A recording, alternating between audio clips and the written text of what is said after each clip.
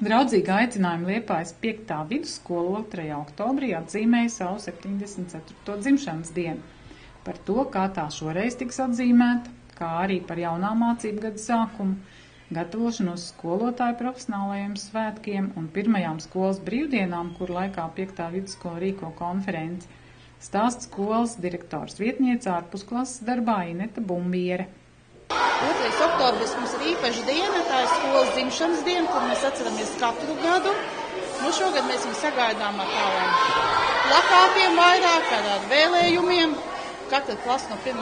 līdz 9. klasē gatavo apsveikumus, bet vidusskola mums ir īpaši šogad sagādājusi prieku, sagatavojusi video par skolu, kur mēs nākošo starpbrīdi visi kopā arī skatīsimies tepatās vestibulā.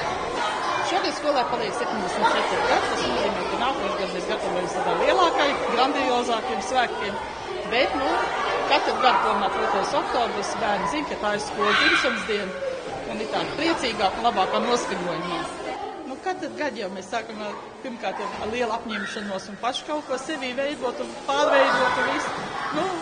Pa ekonomisko pusi varbūt mazāk es runāšu, ja, tomēr arī ir tomēr mazliet lielāks mums algas ir, jebkurā gadījumā, ja tas arī priecē, ka mēs neesam aizmirsti, nav kādiem spēkiem mēs cīnāmies par to un varam to izdarīt.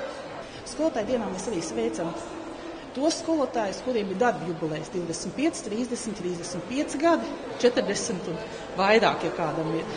Un tad arī vai kāds konceptiņš ir. Bērnu skolotājs sagaida arī īpašu pārsteigumu. Arī šogad tāds būs, bet kas lai tas paliek mūsu noslēpums.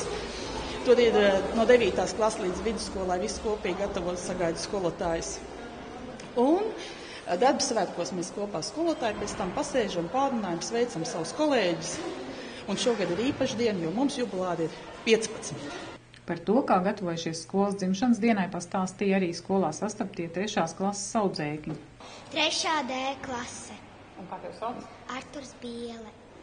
Jā. Mēs sadalījāmies komandās un tad mēs izdomājām, tad mēs gājām katru komandu pie tāfas un tad teicām. Mēs beigās skolas dzimšanas dienā uztaisījām šitādu apsveikumu. Un kur viņš ir redzams? Arī turienes.